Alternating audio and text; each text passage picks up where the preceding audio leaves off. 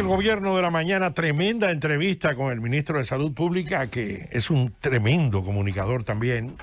Ahí está toda la información, todas las preguntas. Responde, bueno, y nos preparamos también para otro tremendo comunicador. Después del comentario de Felipe Romero Sánchez. Va a comentar Felipe. Sí, después vamos a hablar con Pepe Goico y esto se va a poner muy caliente. Vamos a hablar de guardia. Tú querías hablar de guardia. Bueno, Felipe Romero Sánchez. ¿Dale? Gracias, señor director. Buenos días nuevamente a todos mis compañeros acá de la mesa. Don Álvaro, un abrazo en la distancia. Buenos días al país. Miren, en el día de ayer el Senado de la República prolongó el estado de emergencia.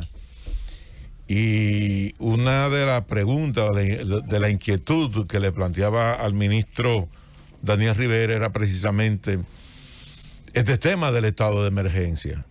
Un estado de emergencia que está definido. Felipe, brevemente, yo esta mañana temprano, a las 7, como anuncia Nayib Chaede, que me hace ese favor de que yo comienzo esta parte del programa. La otra parte de las 5 de la madrugada. Bueno, pero lo que quiero decir es que esta mañana yo hablé de la buena actuación del doctor Bautista Rojas Gómez, el Bauta, que habla de la extensión del estado de emergencia, 45 días más. Pero él dice que el Senado lo aprueba sin que se produzca ningún debate y que por eso él iba a hablar y que el Senado no solo debe levantar la mano y no solo debe aprobar, ¿verdad?, esa medida que es en beneficio del país, como todo lo que hace Luis Abinader, un gran presidente, pero él señala que el Senado que apoya, ¿verdad?, el estado de emergencia ampliado, 45 días otra vez, no fiscaliza nada. O sea, ¿qué se está haciendo dentro del estado de emergencia?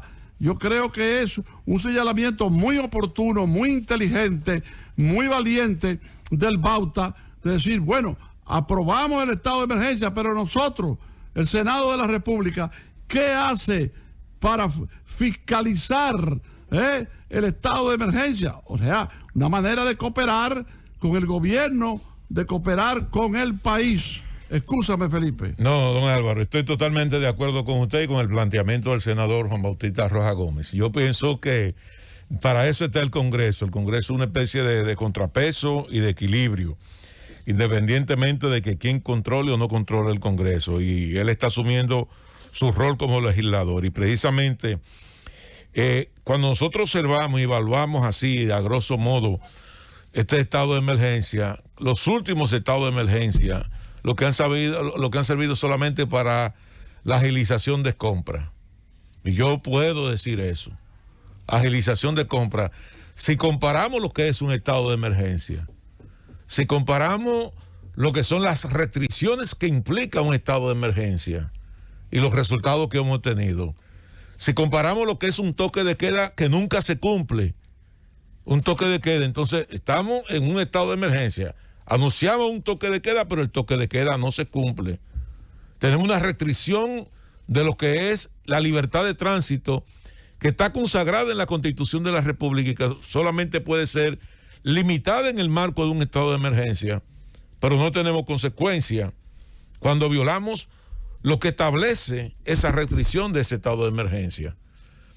Tenemos una limitación de acuerdo al decreto presidencial que limita el número de pasajeros en el sistema de transporte público urbano e interurbano. Y hay una limitación. Sin embargo, no tenemos una autoridad que aplique esa restricción y esa limitación en el tránsito de la República Dominicana. Y tenemos una limitación de lo que son los encuentros sociales. Y están establecidas en un decreto presidencial. Distanciamiento en bares o en restaurantes, distanciamiento social, establece cuál es el límite que se tiene que tener entre una persona y otra. Sin embargo, eso no se cumple.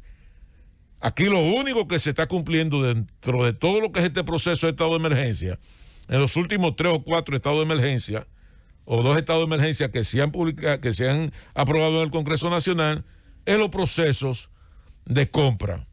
Porque en un proceso de estado de emergencia, la propia ley le establece a usted agilizar los procesos de compra. Y en eso estamos.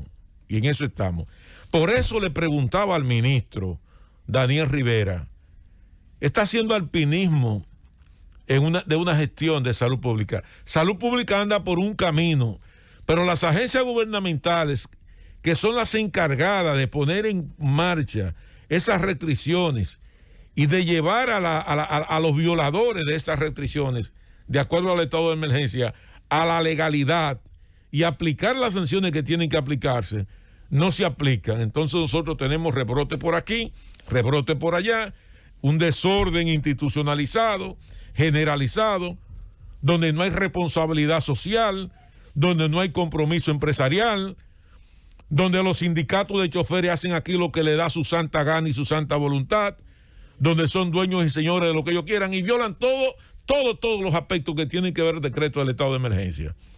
Y así queremos nosotros tener control del tema de una pandemia como es el COVID.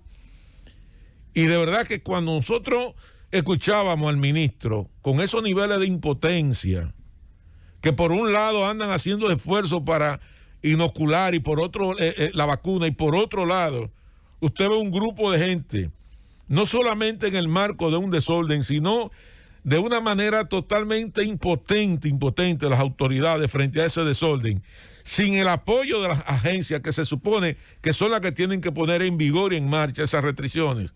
Entonces yo veo que para dónde que vamos. Por un lado, haciendo un esfuerzo extraordinario por el tema de la vacuna, pero por otro lado, un jodido sector empresarial presionando al ministro de Educación para que aperturemos el año escolar en medio de un rebrote. Porque hay que aperturar el año escolar, porque hay que venderle Marta, hay que venderle la chatarra esa a los muchachos para la merienda, porque hay que vender la galletita, hay que vender gaseosa, y están presionando porque se sienten que van a dejar de ganar dinero por eso. A costa de la salud de un pueblo. A costa de la salud de un pueblo. Entonces yo creo que nosotros tenemos que poner los pies sobre la tierra. Y por eso en el comentario inicial planteamos lo siguiente. De colaboración ciudadana. Es decir, que los padres que consideren que sus hijos peligran, que no es el tiempo de abrir las clases a esos niveles, que no es que el tiempo es de combatir este desastre, esta tragedia, esta maldición, pero que de la otra manera no se le combate, de la otra manera se le estimula, se abren más fuentes de contagio. Entonces también ahí entra la decisión de los padres de decir, bueno, hagan lo que hagan, digan lo que digan, yo no llevo ni mando a mis hijos a estudiar, que estudien en la casa. Y es un elemento fundamental, y lo estoy diciendo, el Estado es quien es el rector de las políticas públicas. Las políticas públicas en materia de salud y en materia de educación, en medio de una pandemia, un estado de emergencia, es responsabilidad del Estado. El Estado no puede dejarse presionar ni ceder ante intereses económicos y empresariales. Hoy acaba de decir el ministro acá que la compra de la vacuna AstraZeneca tiene como objetivo fundamental vacunar a los niños porque está aprobada por la FDA. La Pfizer, perdón. Nosotros todavía no hemos comenzado esa fase de esos niños que van de 12 a 18 años. No tenemos todavía la vacuna y queremos abrir la clase en medio de un rebrote, clases que están fijas para el día 25 de mayo. Y no puede ser así, no puede ser así. Y ahí anda un formulario de una carta de compromiso donde los padres se comprometen a darle mascarilla a los niños, a tener un cuidado permanente, a hacer todo perfecto. Eso está muy bonito.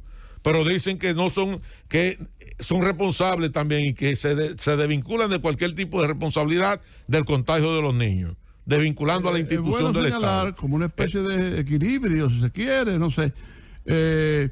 La doctora Margarita García, que va a diario casi a un par de colegios, me dice que en esos colegios se están tomando todas las medidas sanitarias con mucho rigor. O sea, el asunto de la mascarilla, el asunto de lavarse las manos, el asunto del gel, el asunto de que no esté uno pegado del otro, que ahí los niños, por lo menos en los sitios que ella ha visitado, ahí se están tomando eficientes medidas de sanidad. Don Álvaro, el promedio de niños por aula en la escuela pública son entre 40 y 50 niños por aula. Es el promedio que tenemos. En los colegios el promedio son 20, porque la educación, en la educación privada ahora es prácticamente personalizada. Si nosotros abrimos las escuelas públicas en medio de esta situación, que Dios nos agarre confesado. Llévatelo con dos.